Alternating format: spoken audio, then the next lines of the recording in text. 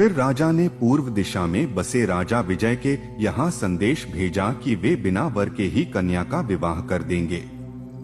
वृद्ध मंत्री ने वहां पहुंचकर योजनाबद्ध तरीके से विवाह की सभी औपचारिकताएं पूरी की और राजकुमारी भोगवती को ब्याह कर ले आए। विवाह के बाद कुछ समय तक भोगवती को अपने पति से अलग रखा गया, लेकिन जब उसने अपने पति के बारे में जानने की इच्छा जताई तो रानी ने बताया कि उसका पति सर्प है। भोगवती ने बिना डरे कहा कि यह तो उसका सौभाग्य है कि उसे एक दिव्य रूप वाला पति मिला है। फिर वह निडर होकर पति के पास पहुंची और उनके साथ रहने लगी। उसी समय भोगवती के स्पर्श मात्र से राजकुमार की पुरानी स्मृति लौट आई। उसने बताया कि वह भगवान शिव के हाथ में रहने वाला सर्प था और भोगवती उसकी प्रिया थी। एक बार शिव पार्वती के हास्य विनोद के समय वह भी हंस पड़ा था, जिससे क्रोधित होकर शिव ने उसे सर्प रूप में जन्म लेने का श्राप दे दिया था। तब भोगवती ने उसके लिए प्रार्थना की थी और शिव ने बताया था कि गौतमी गंगा में स्नान करके शिवलिंग की स्थापना और पूजा से उसे मुक्ति मिलेगी। अब सब याद आने पर उस राजकुमार ने भोगवती से कहा कि वह उसे गौतमी गंगा के किनारे ले चले ताकि वह वहां स्नान कर शिव की पूजा करके मुक्ति प्राप्त कर सके। भोगवती ने वैसा ही किया। फलस्वरूप राजकुमार शाप से मुक्त हो गया और शिवलोक जाने से पहले अपने माता पिता से अनुमति मांगी। राजा ने उससे संतान उत्पन्न कर जाने का अनुरोध किया, जिसे उसने मान लिया। उसने भोगवती के साथ सुखपूर्वक जीवन बिताया, संतानें उत्पन्न की और समय आने पर राज्य अपने पुत्रों को सौंपकर शिवलोक चला गया, जहां उसने शिवलिंग स्थापित किया और पूजा की। वह स्थान आज नागतीर्थ के नाम से प्रसिद्ध है। गौतमी गंगा के किनारे एक और मात्र तीर्थ स्थित है, जिसके केवल स्मरण से ही मोक्ष की प्राप्ति मानी जाती है। कहा जाता है कि एक बार देवताओं और दानवों के बीच भयंकर युद्ध हुआ, जिसमें देवता पराजित हो गए। वे ब्रह्मा को साथ लेकर भगवान शिव के पास पहुंचे और युद्ध से मुक्ति का उपाय मांगा। शंकर ने स्वयं युद्ध में भाग लेकर देवताओं की ओर से युद्ध किया। जब दानवों ने शंकर को सामने देखा तो उनका हौसला टूट गया। उनकी उग्र छवि देखकर वे स्वर्ग छोड़कर धरती की ओर भाग निकले। लेकिन जब वहां भी शंकर के गणों ने उनका पीछा नहीं छोड़ा तो वे रसातल में जा छिपे। शंकर के माथे से जो भी पसीने की बूंदें गिरीं, उनसे कई मातृशक्तियां उत्पन्न हो गईं। ये सभी मातृशक्तियां शंकर की आज्ञा से रसातल तक दानवों का पीछा करते हुए गईं और उन्हें समाप्त कर लौटीं। लौटने के बाद वे एक स्थान पर स्थिर हो गईं। वही स्थान मातृतीर्थ कहलाया और इसे आज भी अक्षय फल देने वाला तीर्थ माना जाता है। गंगा के किनारे ही एक और तीर्थ है, जिसे शेषतीर्थ कहते हैं। एक बार दानवों ने शेषनाग को पाताल से बाहर कर दिया था। तब शेषनाग ब्रह्मा जी की शरण में गए और सहायता मांगी। ब्रह्मा जी ने उन्हें गौतमी गंगा के किनारे विराजमान तीनों लोकों के स्वामी और संपूर्ण शक्तियों के अधिपति भगवान शंकर का ध्यान करने को कहा। भगवान शंकर प्रसन्न हुए और उन्होंने शेषनाग को अपना त्रिशूल भेंट में दिया। इस त्रिशूल से शेषनाग ने सभी दानवों को हराकर सम्मान पूर्वक अपने स्थान को पुनः प्राप्त किया। भगवान शंकर के प्रति आभार व्यक्त करते हुए शेषनाग ने वहां एक कुंड बनाया और यज्ञ किया। यज्ञ के प्रभाव से उस कुंड का पानी गर्म हो गया। जो भी व्यक्ति उस गर्म जल वाले कुंड में स्नान करता है, वह अपनी मनोकामनाओं को पूरा कर सभी दुखों से मुक्त होता है और यश, धन, आयु तथा ऐश्वर्य प्राप्त करता है।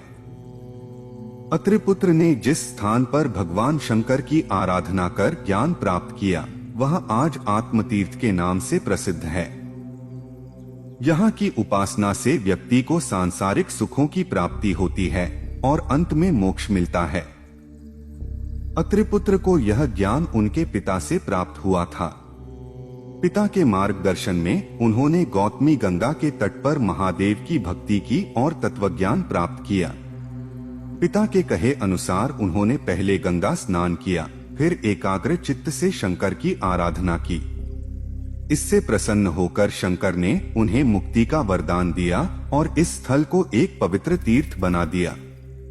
एक समय सभी औषधियों ने, जो जीवों के दुख और रोगों को दूर करने वाली थीं, ब्रह्मा जी से अनुरोध किया कि वे भी अपना एक पति और रक्षक चाहती हैं। ब्रह्मा जी ने उन्हें गौतमी गंगा की शरण में जाकर उपासना करने को कहा। गंगा तट पर जाकर उन्होंने स्नान किया और पूरी निष्ठा से पूजा की। इससे प्रसन्न होकर भगवती गंगा ने उन्हें दर्शन दिए और वरदान दिया कि वे सोम को अपना पति रूप में पाएंगी। जहां उन्होंने यह स्नान और पूजा की, वह स्थान सोमतीर्थ कहलाया। यमतीर्थ भी पापों का नाश करने वाला और पुण्य प्रदान करने वाला माना जाता है। इसे देवता और ऋषिमुनि प्राचीन समय से पूजते आए हैं। एक बार मृत्यु के पौत्र अनुलाद नामक एक शक्तिशाली कबूतर अपनी पत्नी के साथ गंगा के उत्तर तट पर रहता था। उसका परिवार समृद्ध था और वह सुखपूर्वक जीवन बिता रहा था। तभी उसका शत्रु पक्षीराज उलूक दक्षिणी तट पर अपने परिवार संग आ बसा। वह अग्निवंशी था। दोनों पक्षों ने अपने अपने आराध्य देवताओं अग्नि और यम को प्रसन्न करके अद्भुत शक्तियां प्राप्त की थीं। वे एक दूसरे को सहन नहीं कर पा रहे थे, इसलिए संघर्ष शुरू हो गया। उलूक ने कबूतर पर अग्निबाण चलाने शुरू कर दिए। कबूतर की पत्नी हेती अपने परिवार को युद्ध में देख घबरा गई और सीधे अग्निदेव की शरण में गई। उसने अग्निदेव से अभय मांगा और अस्त्र रोकने की प्रार्थना की। अग्निदेव ने बताया कि छोड़ा गया अस्त्र अपने लक्ष्य को बिना भेदे वापस नहीं लौटता। तब हेती ने अपने प्राणों का बलिदान देकर अपने परिवार की रक्षा का वर मांगा। अग्निदेव उसके समर्पण से प्रसन्न हुए और परिवार की रक्षा की। उधर कबूतर ने भी उलूक की ओर मृत्युपाश अस्त्र छोड़ा। उसकी पत्नी उलूकी ने यमदेव की स्तुति की और अपने पति की रक्षा की प्रार्थना की। पहले तो यमदेव ने मना किया, लेकिन उलूकी की भक्ति और समर्पण देखकर उन्होंने किसी को नुकसान पहुंचाए बिना अपने अस्त्रों को शांत कर दिया। अग्नि और यम दोनों ने समझौता कराया और अपने भक्तों को दर्शन दिए। भक्तों ने भी अपने अपने परिवार के साथ गौतमी तट पर स्नान, ध्यान, पूजा और तर्पण कर पुण्य प्राप्त किया। इन्हीं घटनाओं की स्मृति में ये स्थान कपोत तीर्थ और उलूक तीर्थ के नाम से प्रसिद्ध हैं। पुत्र प्राप्ति के लिए प्रसिद्ध तीर्थ को पुत्र तीर्थ, शक्र तीर्थ या निज तीर्थ भी कहा जाता है। यहाँ स्नान करने से संतान की प्राप्ति सुनिश्चित मानी जाती है।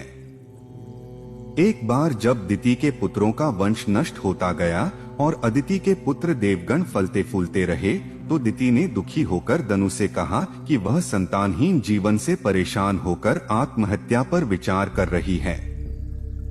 तब दनु ने उसे समझाया कि यदि वह कश्यप जी को प्रसन्न करे तो फिर से संतान प्राप्त कर सकती है।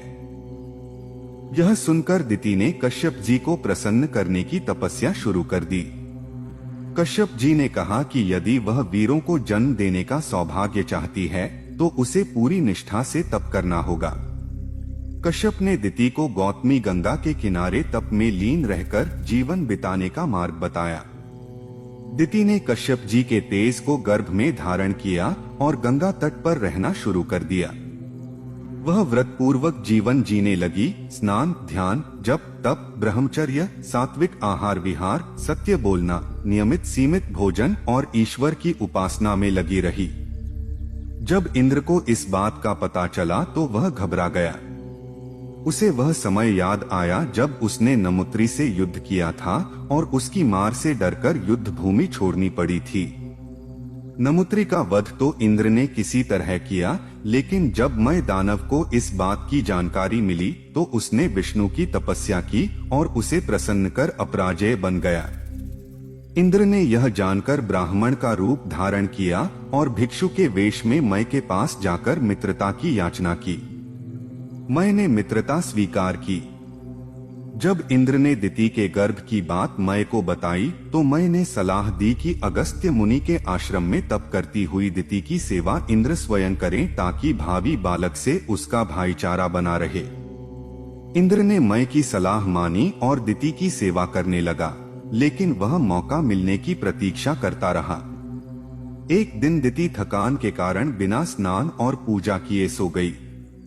इंद्र ने यही मौका पाकर गर्भ में प्रवेश किया और जैसे ही वह गर्भस्थ बालक को मारने को तैयार हुआ, गर्भ में ही बालक ने बिना युद्ध के निर्दोष की हत्या को अनुचित बताया और इंद्र को रोका। उसने यह भी कहा कि इससे इंद्र को कोई लाभ नहीं होगा।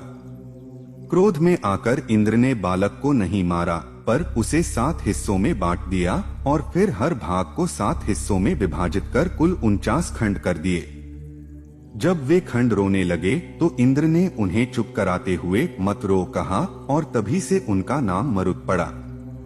जब दिति को यह बात पता चली तो उसने इंद्र को शाप दिया कि जैसे उसने एक स्त्री को धोखा दिया है, वैसे ही एक स्त्री से छल खाकर वह राज्य और वैभव खो देगा। कश्यप को जब इस घटना की जानकारी हुई तो उन्हें दुख हुआ और वे ब्रह्मा जी के पास पहुँचे। ब्रह्मा जी ने उन्हें सलाह दी कि इंद्र के साथ गौतमी गंगा में स्नान करें, जिससे यह शाप समाप्त हो जाएगा, क्योंकि यह नदी न केवल पुण्यदायिनी है बल्कि विष्णु का विश्राम स्थल और शिव की उपासना का स्थान भी है। कश्यप ने गंगा स्नान कर शिवजी की उपासना की और उनसे वर प्राप्त किया कि दिति के गर्भ से 49 टुकड़े 46 पुत्रों के रूप में जन्म लेंगे, जो सभी यशस्वी होंगे और इंद्र के साथ सौहार्दपूर्ण संबंध रखेंगे। इंद्र ने भी गंगा तट पर तप करके शिव की आराधना की और कश्यप व दिति से क्षमा मांगी। शिवजी ने दोनों पक्षों को शांत किया और यह घोषणा की कि जो भी श्रद्धा से इस स्थान पर स्नान और तप करेगा वह पापों से मुक्त होकर स्वर्ग प्राप्त करेगा। संतान की इच्छा रखने वाली स्त्री को पुत्र प्राप्त होगा, इसलिए यह स्थान पुत्र तीर्थ कहलाया। आपस्तंभ तीर्थ भी प्रसिद्ध है, जो पाप नाश करता है। केवल इसका स्मरण करने से ही पाप नष्ट हो जाते हैं। आपस्तंभ नामक एक महाज्ञानी ऋषि थे। उनकी पत्नी अक्षरसूत्र एक महान पतिव्रता थीं। उनके यहाँ कर्की नामक प्रतिभाशाली पुत्र हुआ। एक बार अगस्त्य मुनि उनके आश्रम आए। ऋषि ने उनका आदर पूर्वक स्वागत किया और उनसे पूछा कि किस देवता की पूजा सबसे श्रेष्ठ है।